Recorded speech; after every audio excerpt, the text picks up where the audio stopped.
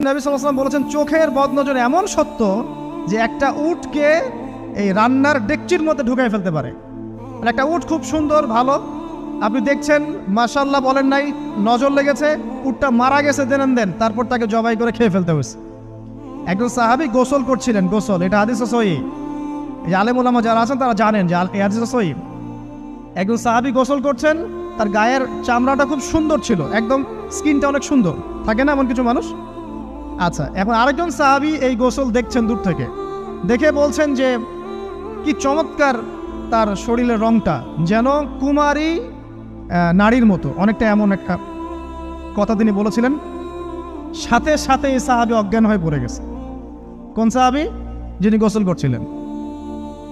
এটার আপনি কোনো ব্যাখ্যা দিতে পারবেন না, তো এখানে কোনো সায়েন্স দিয়ে বা মেডিকেল সায়েন্স দিয়ে আপনি কোনো ব্যাখ্যা করতে পারবেন না। একটা ব্যাখ্যা দিতে পারেন, কিন্তু কেন সেটা হলো সেটা আপনি অ্যান্সার খুঁজে পাবেন না।